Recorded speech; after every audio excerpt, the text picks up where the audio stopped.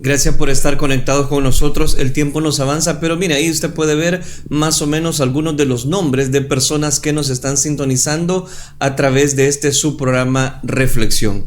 Recuerde que al final de la reflexión vamos a dar puntualmente los nombres y los comentarios de las personas que se han reportado hasta este momento. Vamos a compartir ya el consejo de la palabra de Dios para que sea Dios ministrando, hablando a nuestras vidas. Oremos. Padre, gracias te damos por tu infinita misericordia, por tu amor tan especial, que al iniciar este estudio de tu palabra, Señor, tú puedas guiarnos, edificarnos y sobre todo desafiarnos a poder llevar a la práctica tu mensaje, tu palabra.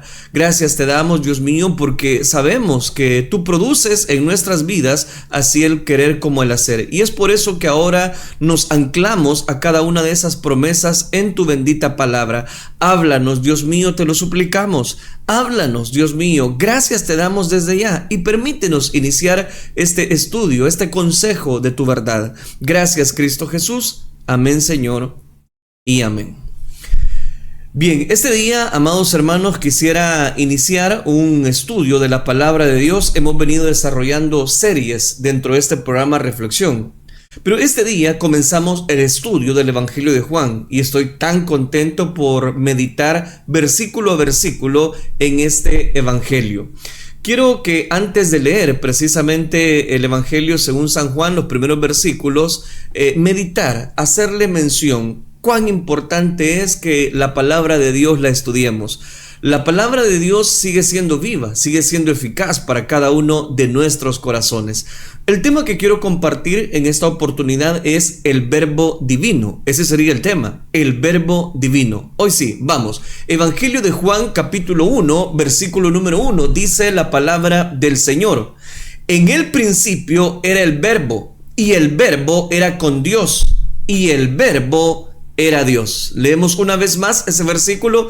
En el principio era el verbo, y el verbo era con Dios, y el verbo era Dios. Amén. Hasta ahí dejamos la lectura.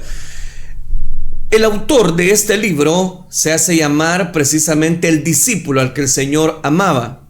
Nunca se refiere a sí mismo en su evangelio. De hecho, en ninguno de los 4 evangelios se identifican dentro del evangelio como sus escritores. Ninguno de los 4 evangelios. La historia de la iglesia nos dice que quién es el autor. Es una historia universal, regresando a la era apostólica, y entonces sabemos precisamente por la historia Mateo, Marcos, Lucas y el evangelio que ahora nos ocupa, Juan. Mientras que Juan es mencionado 20 veces en los otros evangelios, conocidos como los evangelios sinópticos, nunca es mencionado en este evangelio. No obstante, él escoge precisamente referirse a sí mismo de otra manera. Él se llama a sí mismo el discípulo que Jesús amó. Si tuviésemos una opción, y eso es lo que me llama la atención, este día solo voy a dar unas generalidades introductorias a este evangelio, pero si tuvieras la opción de llamarse a sí mismo como un nombre propio, es decir, Juan, o llamarse el discípulo a quien Jesús amó, es muy fácil tomar una decisión. Normalmente las personas quieren que se les reconozca por nombre. No es lo mismo, ¿verdad?, que una persona se quede como diciendo, ¿y usted cómo se llamaba? ¿O usted cómo se llama? Cuando inmediatamente usted le dice, mire, usted es fulano de tal, ¿verdad? Usted es Melvin. Ah, sí, dice rápidamente uno, pero rápidamente uno se identifica en el sentido que aquella persona recordó mi nombre. Siempre está asombrado e impresionado este evangelista por el hecho de que era tan amado por Cristo. Estoy hablando de Juan. Él precisamente encontramos apoyándose, recostándose, por así decirlo, en el Señor al final de este evangelio. Él comienza como el hijo del trueno. Él tiene un hermano y un hermano mayor llamado Jacobo o Santiago. Son llamados los Boanerges, los hijos del trueno, como también Jesucristo iba a hacer referencia a ellos. Ellos querían llamar al fuego del cielo para que consumiera a algunas personas que andaban o estaban más bien tratando, voy a decirlo, mal a Jesús, y necesitaban ser templados en ese momento. Es decir, que Dios llamó a esas personas, estos discípulos, no como modelos terminados, sino como que Dios iba a labrar el corazón de cada uno de ellos. Esa es precisamente el carácter de Juan. Obviamente, a lo largo de los años, Juan fue templado de una manera maravillosa y lo vamos a ir viendo precisamente a medida que avancemos en estos versículos del Evangelio de Juan, a tal grado que es conocido en la historia como el apóstol del amor. Y la razón por la que es conocido como el apóstol del amor es porque él hace referencia al amor 80 veces en sus escritos. Es decir, que 80 veces se ocupa la palabra amor, la palabra que hace referencia al amor. 80 veces. De manera genuina, de manera esporádica, él es identificado como el apóstol del amor. Y también es una realidad de Juan, que él estaba preocupado por la verdad. Y eso es lo que va intencionalmente a mostrarnos su evangelio. Él menciona la verdad 25 veces en este evangelio y 20 veces en las epístolas. Entonces, note qué importante. Para él era de suma necesidad, impuesta necesidad, hablar acerca de la verdad. 45 veces él llama cerca de la verdad, 80 veces él habla del amor, pero 100 veces en este evangelio usa la palabra creer, creer, creer. Uniendo esto, él quiere que creamos en la verdad para que podamos entrar en una relación de amor con el Señor. Mire qué interesante. Realmente esto es, si usted me lo permite, amarrar el evangelio de Juan con el uso de un vocabulario más conocido. Jesús tuvo un padre llamado Zebedeo. Juan tuvo un padre llamado Zebedeo. Ellos tuvieron un negocio de la pesca allá en Galilea y usted puede encontrarlo en los otros evangelios. El nombre de su madre es Salomé y de acuerdo con este evangelio en Juan capítulo 19, versículo 25, ella puede haber sido llamada hermana de María, la madre de nuestro Señor. Recuerde que solo estoy haciendo unas referencias para ubicarnos bien en el contexto, lo cual haría que él fuera precisamente este Juan, pariente de Jesús. Un pequeño grupo ahí que se conocían entre sí y bien realmente entre el matrimonio, ellos a lo largo de los años puede haber llevado este tipo de relación. Y como dije, es importante que nos hagamos del cuadro en el contexto precisamente de este evangelio. A lo largo de los años, la obra del Señor Jesús en sus corazones pudo verse reflejado en estas personas. El Espíritu Santo continuó trabajando en su corazón y unos cuantos años con el amado apóstol Pedro, estoy hablando de Juan, y posteriormente se convierte en el apóstol del amor y el apóstol de la verdad y el apóstol de la fe. Eso es lo que vamos a encontrar conforme a lo que conocemos en este maravilloso evangelio. Es decir, el evangelio de Juan en sí mismo es identificado por muchos a lo largo de los siglos por el más santo de los santos, el Santísimo en el Nuevo Testamento, es el lugar más sagrado de lo que podemos encontrar dentro de los evangelios. Los otros evangelios proclaman precisamente, por ejemplo, Mateo proclama o presenta a Jesús como el Rey, que vino a romper el reino establecido precisamente de esta tierra y situar, voy a decirlo, su reino. Y así puedo seguir mencionando cada una de las ilustraciones que los evangelios ocupan. Es interesante también que mencionar que el evangelio que más milagros narró de nuestro Señor Jesucristo es el evangelio de Marcos. De hecho, podríamos mencionar otras generalidades, pero lo visto hasta este momento necesito ubicarme ya en el evangelio de Juan. Hay un capítulo más sagrado en la Biblia entera. ¿Sabe cuál sería? El capítulo 17 del Evangelio de Juan, en donde nuestro Señor Jesús ora al Padre. Es la famosa oración intercesora. Realmente no hay algo como este capítulo en ninguna otra parte de las Escrituras. Eso podría ser considerado precisamente como el propiciatorio del lugar santísimo. Recuerde en el Antiguo Testamento, en la parte del templo. Pero Juan con frecuencia es llamado al lugar santísimo. ¿Por qué? Porque en este evangelio la gloria de nuestro Señor Jesucristo es desplegada de manera plena. Y eso no era accesible a la gente en el antiguo pacto. Esto es el lugar santísimo precisamente. Sin embargo, ahora se ha vuelto accesible a nosotros en el nuevo pacto. En este momento, voy a decirlo especial. ¿Por qué? Porque el velo ha sido rasgado. El camino está abierto. Entramos de nuevo a la presencia de Dios. Y oiga, al entrar al Evangelio de Juan, nosotros como un sacerdote de la antigüedad en el día de la expiación, tenemos acceso al lugar santísimo. ¿Para qué? Para ver la gloria de Dios. En este evangelio tenemos comunión de la manera más profunda con el Señor Jesús y por eso oiremos su corazón palpitando. Tocaremos esas cicatrices causadas por las heridas que cuando Tomás precisamente dijo: si no veo sus heridas, si no toco sus heridas, no creeré. Algo así es el evangelio de Juan. Nos va a mostrar esas heridas, nos va a mostrar de primera mano cómo el Señor Jesús estuvo dispuesto a sufrir. Y en algunas maneras el evangelio de Juan es lo suficientemente, permítame usar esta expresión, simple, como para que un niño lo pueda entender. En otras maneras, es sublime como un ángel, es tanto gentil como un cordero, como valiente como un león, tan profundo como el mar y tan elevado como los cielos.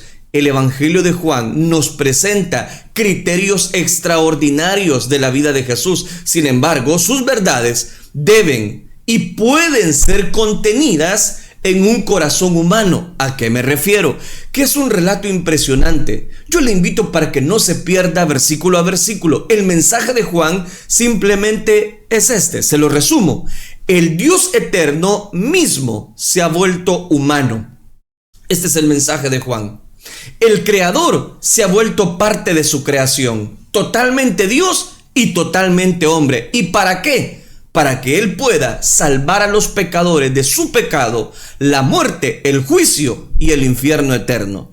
Este es el mensaje del Evangelio de Juan, que el Dios eterno, infinito, trascendente, que todo lo conoce, todopoderoso, que está en todo lugar, incambiable, eterno, ese Dios soberano, verdadero y vivo, quien es al mismo tiempo un Dios y sin embargo 3 personas, se ha vuelto hombre.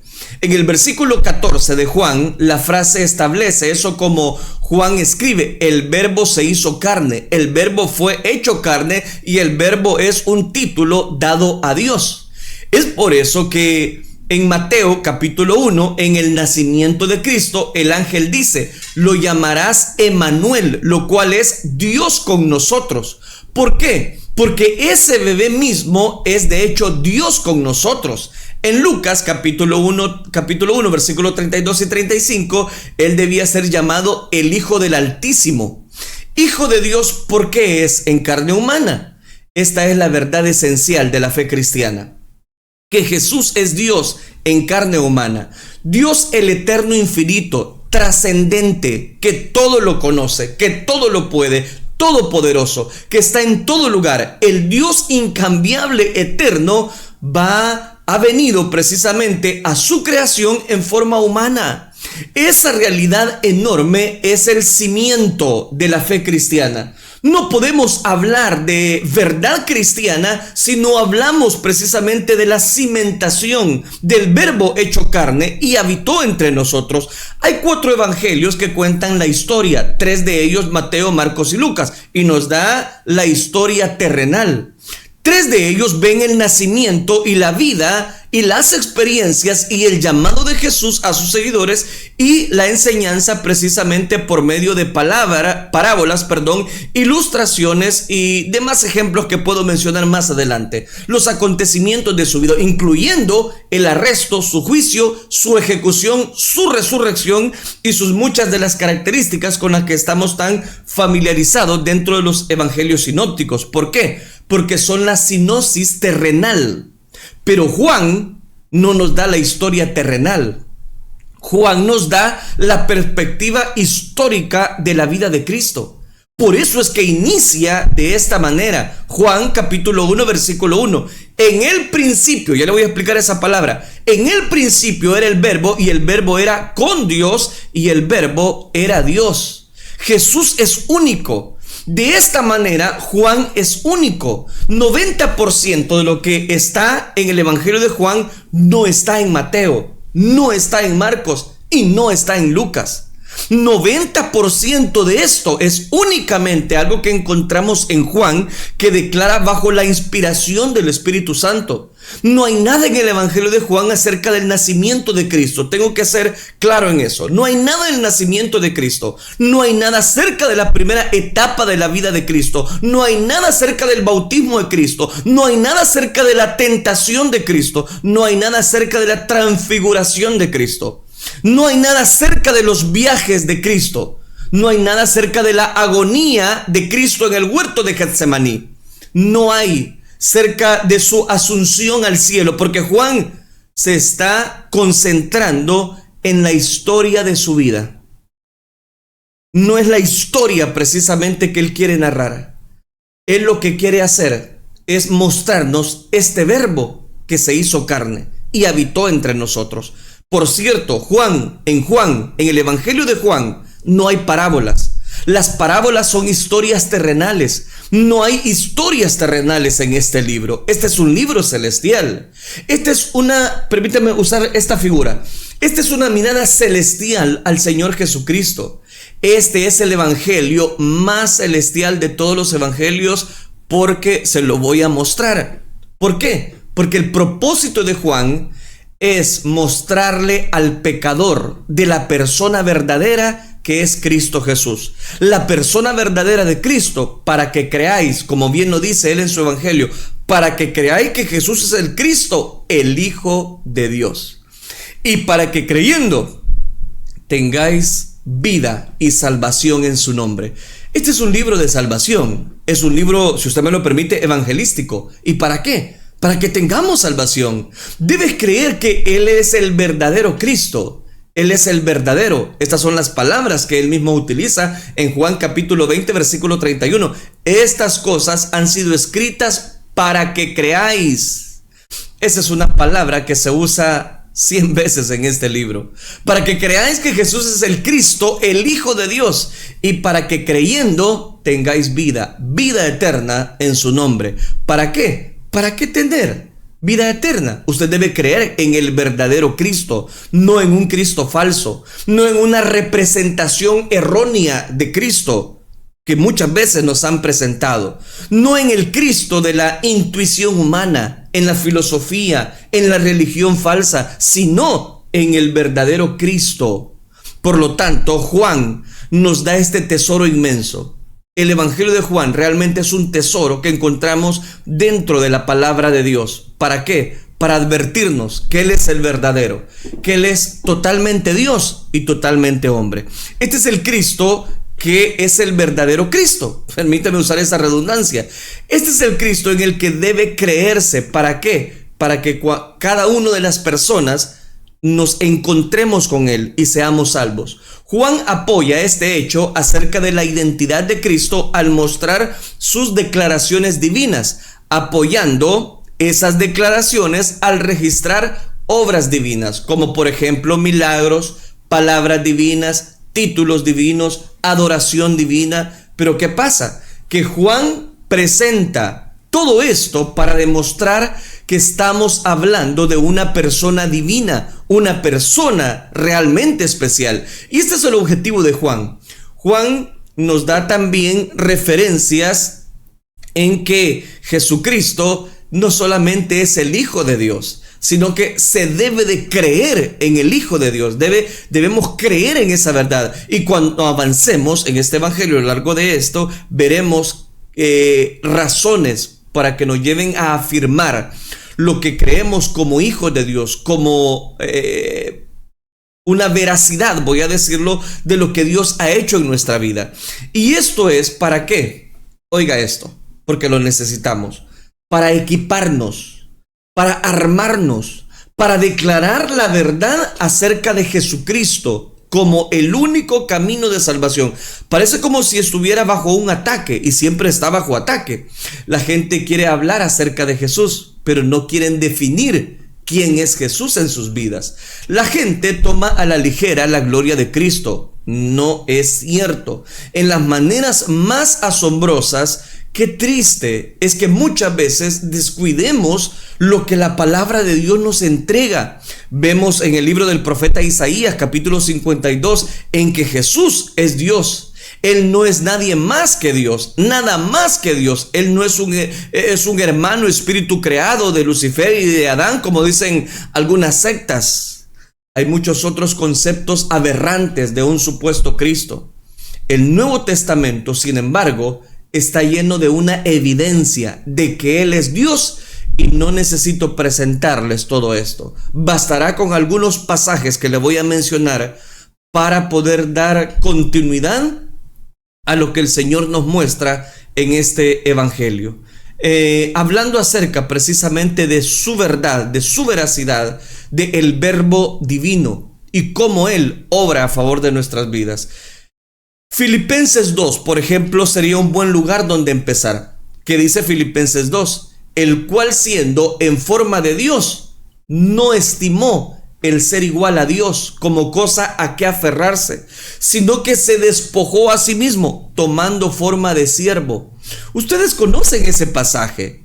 Ya hemos estudiado Filipenses. Hebreos capítulo 1 también nos menciona que Él es la representación exacta de Dios, que Dios le dice: oh Dios, tu trono ha sido establecido en el cielo, como leemos en Hebreos 1, y las escrituras están cargadas de evidencias de que Él es Dios. Simplemente, si usted toma los títulos dados a Jesús, también son dados a Dios, y puede ver precisamente y compararlos.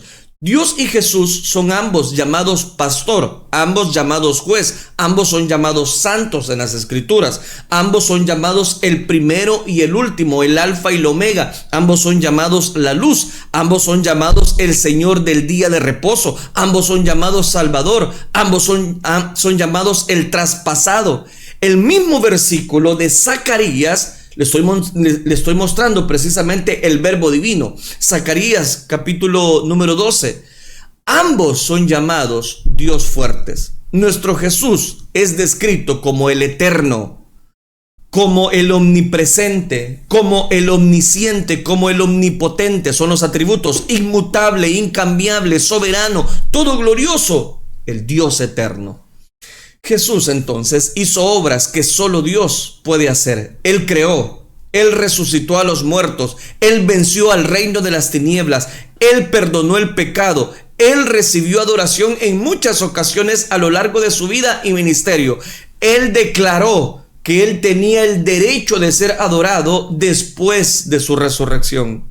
En Juan capítulo 14 dice que Él es el hombre, que en el nombre, en quien toda oración debe de ser hecha. ¿Para qué? Para que sea aceptada por Dios, respondida por Dios. Si pides algo en su nombre, Él la oye y lo hace. Él responde la oración como solo Dios lo puede hacer. Entonces note, Él hace obras que solo Dios puede hacer. Él recibe adoración que solo Dios puede recibir. Él responde a la oración que solo Dios puede responder. Y vamos a ver eso conforme avancemos a lo largo de este evangelio. Vemos entonces una evidencia sobre evidencia de su deidad, de sus grandes atributos. La suma de lo que Juan nos va a mostrar en este evangelio se encuentra ahí en el versículo 14. Y aquel verbo fue hecho carne y habitó entre nosotros. Y aquel verbo fue hecho carne y habitó. Esta es la declaración más concisa en la Biblia acerca de la encarnación. Aquel verbo fue hecho carne y habitó entre nosotros. El verbo no es ningún otro que Cristo. Y explicaré por qué es el término que Juan usa. Pero el verbo, ¿quién es Jesucristo? Es Dios quien se volvió hombre. El infinito se vuelve finito, y eso es lo que me llama mucho la atención. Se lo repito. El infinito ahora se vuelve finito. El eterno entra al tiempo.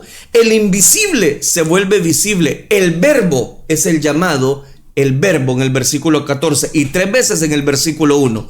Juan no explica eso. Podríamos preguntarnos, bueno, ¿por qué es que Juan no lo explica? ¿No aparece o no parece un poco raro eso? ¿Por qué no simplemente al introducirse a este evangelio, por qué no simplemente dice y Jesús habitó entre nosotros? ¿Por qué dice en el principio era el verbo y el verbo era con Dios y el verbo era Dios? ¿Por qué iniciar con ese juego de palabras? ¿No le parece a usted un poco raro? Realmente simplificaría las cosas. Él dice el verbo porque era un término perfecto para usarse para identificar a Cristo del lado sobrenatural, no del lado natural, del lado sobrenatural. Había un entendimiento filosófico del verbo. Ese es el término griego logos. Los filósofos hablaban de logos como la realidad que era visible en la creación. Ellos creían en un espíritu logos, algún tipo de fuente de poder no personal, algún tipo de identidad de energía no personal. Ellos creían en algún tipo abstracto de principio, de razón. Por eso lo llamaban de principio de orden, de estructura. Una especie de fuerza no personal que flotaba en el universo. A eso le llamaban verbo. Algún tipo de entidad no personal, pero que producía sabiduría, porque ellos entendían que no podías tener la creación en la cual ellos vivían sin tener una fuente para ella. Pero ellos creían que era impersonal, o mejor dicho, no personal sería la palabra más correcta. E inclusive la gente común veía el logos, la identificación filosófica de esta fuerza no personal poderosa en el universo, como la fuerza más responsable de la manera en que eran las cosas. ¿A qué me refiero? Le hago más detallado este relato. Juan viene y dice: permítame presentarle el hecho de que el logos no es una fuerza impersonal. El logos ahora es una persona. La persona es una realidad impersonal. Ahora es un Dios personal que vino al mundo en el nombre de Jesús. No solo un concepto, sino una persona. Eso es exactamente lo que él está diciendo.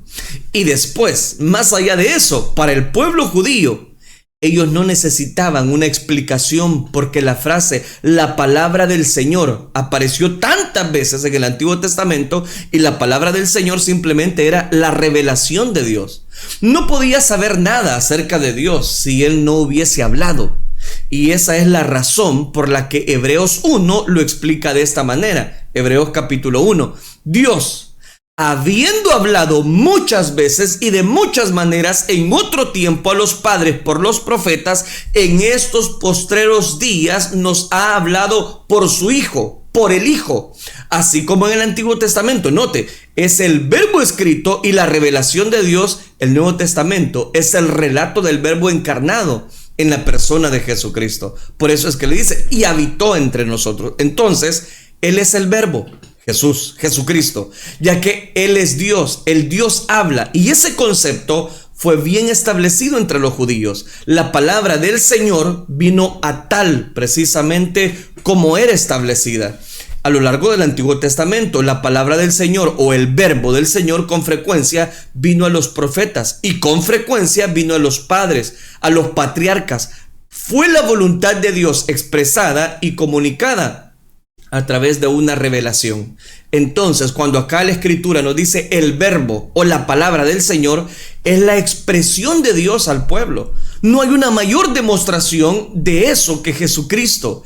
Él es Dios hablándonos a través de este evangelio. Él es Dios transmitiéndonos. Si quieres oír de Dios, puedes leer el Antiguo Testamento y oirás lo que Dios le habló a los padres, a los profetas que escribieron. Pero si quieres la revelación más completa de Dios, vas al Nuevo Testamento. ¿Por qué? Porque Dios habló de la manera más completa en Cristo.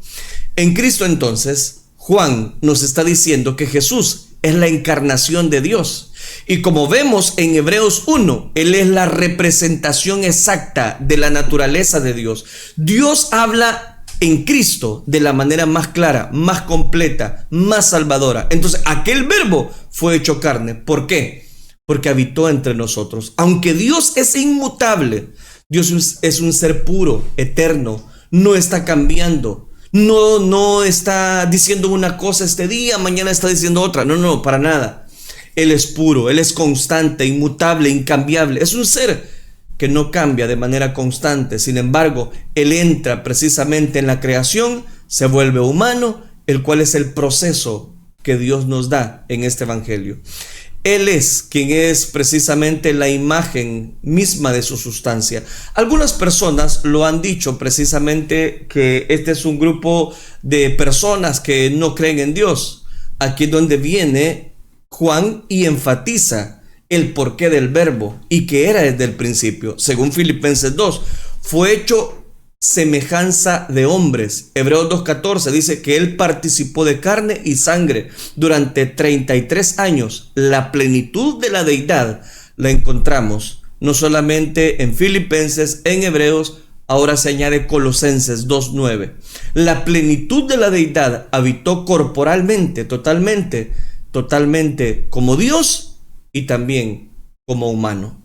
No mitad Dios y mitad hombre, sino totalmente Dios y totalmente hombre. Este es el mensaje de Juan a lo largo de este libro.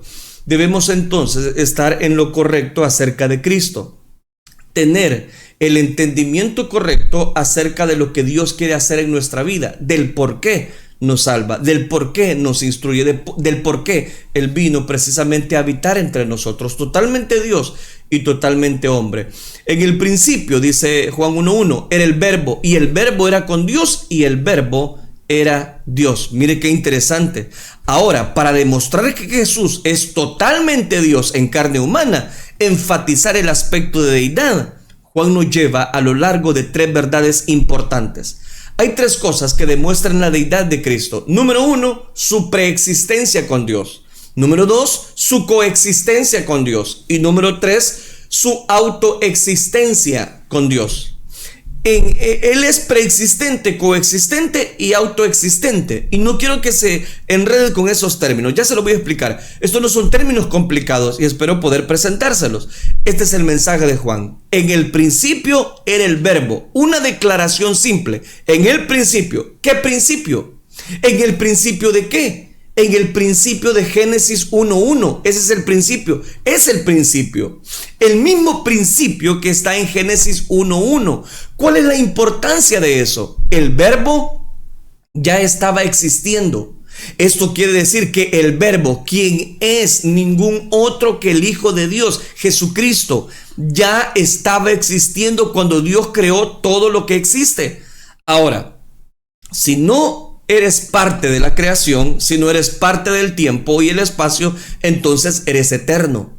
Esta es la declaración importante para Juan. Juan afirma su preexistencia. Él existió, está hablando de Jesucristo, de Jesús. Él existió antes del principio de todo lo que existe. Él ya estaba existiendo. Eso es lo que está explicando. Ese es el tiempo imperfecto del verbo ser. El tiempo imperfecto quiere decir continuamente. Él estaba existiendo continuamente ya cuando el principio comenzó. Él no comenzó con el principio. Él no es parte de la creación. Él ya existía. Eso es lo que nos está diciendo. Él no es un ser creado. Él ya es un ser que estaba existiendo. El tiempo comenzó con la creación. El tiempo comenzó con el primer día, cuando Dios creó, y el segundo día, el tercer día, y así continuamente el tiempo ha marchado hasta el tiempo en el que un día terminará y viviremos en la eternidad, sin tiempo. Pero desde el tiempo comenzó, con el inicio del tiempo, fue el inicio de la creación. Este ser, el verbo, existe antes de ese tiempo. Por eso ocupa la palabra. En el principio era el verbo. Y el verbo era con Dios y el verbo era Dios. En el punto en el que todo comenzó, Él ya era. Él ya existía. Describiendo existencia continua antes de la creación. Entonces note, la preexistencia del eterno, del que es llamado el verbo, es tan importante y es tan claro. Esta es la razón por la que Jesús, vamos a ver en este evangelio, cómo cuando toma el título y usa el título que Dios usa para describir su propia eternidad. Cuando Moisés quiso saber cuál era el nombre de Dios, Dios le dijo: mi nombre es Yo Soy, el que yo soy. Mi nombre es el verbo ser. Mi nombre es el eterno. Es algo así lo que Dios está diciendo a través de este evangelio. Mi nombre es el eterno. ¿Por qué? Era desde antes, antes del principio. Y de manera repetida, en el evangelio de Juan, Jesús dice, yo soy el verbo, yo soy el pan de vida, yo soy el camino, la verdad y la vida. Repetidas ocasiones. Él solo habla de sí mismo en el tiempo presente continuo. ¿Por qué? Porque nunca hubo un momento en el que Él no existió. Él siempre habla en el tiempo presente continuo. ¿Por qué? Porque nunca hubo un momento en el que Él no existiera. Estoy hablando de el Hijo de Dios. Parece un poco confuso, pero es algo que vemos en este versículo 1, capítulo 1, en el inicio de este estudio. Esto entonces está también reforzado en el versículo 1, cuando dice, en el principio era el verbo, y el verbo era con Dios, y el verbo era con Dios. Eso es repetido en el versículo 2. Este era el principio con Dios, y usted lo puede ver, dice el versículo 2 y 3. Este era en el principio con Dios. Todas las cosas por Él fueron hechas, y sin Él nada de lo que ha sido hecho fue hecho. Lo repite 2 veces. En el principio era el verbo era con Dios. Este era el principio con Dios. Aquí Juan hace énfasis para que quede claro quién es Jesús. Ahora, escucha esto. Cuando el principio comenzó, Él ya existía. Él existía como Dios.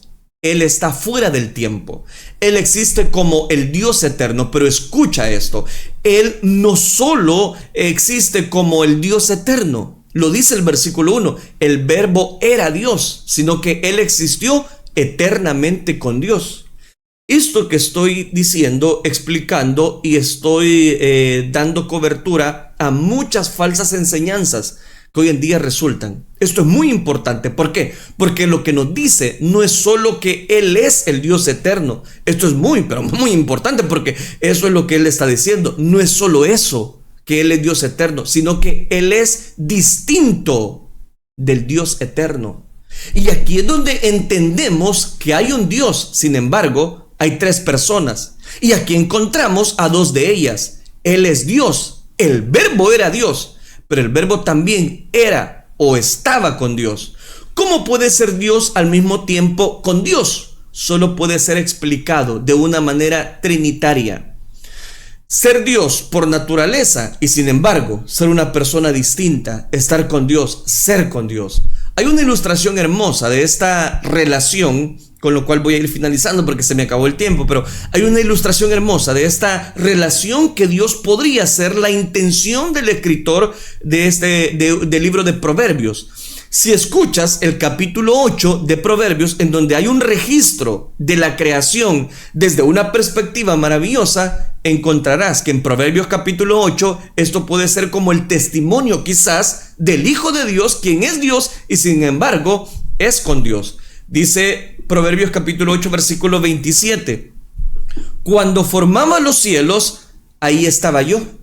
Cuando trazaba el círculo sobre la faz del abismo, cuando afirmaba los cielos arriba, cuando afirmaba las fuentes del abismo, cuando ponía el mar su estatuto para que las aguas no traspasasen su mandamiento, cuando establecía los fundamentos de la tierra, con Él estaba yo ordenándolo todo. Y era su delicia de día en día, teniendo solaz delante de Él todo tiempo. Mire qué lindo. Me regocijo en la parte habitable de su tierra, y mis delicias son como los hijos de los hombres. Podría ser este el testimonio del que el verbo que estaba con Dios cuando Dios estaba creando. Sabemos a partir de Génesis 1 que el Espíritu Santo estuvo allí moviéndose sobre la faz de las aguas y dando forma a la creación. Entonces note, es importante. Lo que tenemos aquí es una distinción muy importante que responde a los abelianistas, a los modalistas, a la gente que dice que Dios es solo uno, como muchas personas precisamente se tiende, voy a decirlo, Él es Padre, está el Hijo y está el Espíritu Santo. Creemos en esas personas. benditas personas de la Trinidad. A eso me refiero. ¿Qué es esto? Claro que hay muchas otras preguntas y las vamos a responder en la medida que vamos a ir avanzando dentro de cada evangelio. Pero lo mencionado hasta acá, es importante que desarrollemos en nuestras vidas el hecho de que este Dios Todopoderoso se presentó con un objetivo, que habitó entre nosotros, y todas las cosas por Él fueron hechas y por Él todo ha sido creado. Tenemos un Dios especial al cual nosotros podemos creer, entrarnos, someternos a su perfecta voluntad. No se pierda los demás consejos que hemos de reflexionar. La idea es solo dar palabras introductorias en este día. Oremos al Señor. Padre, gracias te damos. Gracias porque sabemos que tú eres digno de recibir toda la gloria. Ahora permítenos, Dios mío, al iniciar este estudio del Evangelio de Juan, tú puedas edificarnos, enseñarnos y desafiarnos a creer en estas verdades de tu palabra. Tu palabra sigue siendo viva, eficaz. Tu palabra es poderosa, Dios mío. Ahora permítenos sembrar en el corazón de cada persona que escucha este programa y pueda llevar bendición espiritual a cada uno de ellos. No a nosotros, sino a tu santo nombre sea dada toda la gloria. Gracias, Cristo Jesús. Amén, Señor, y amén.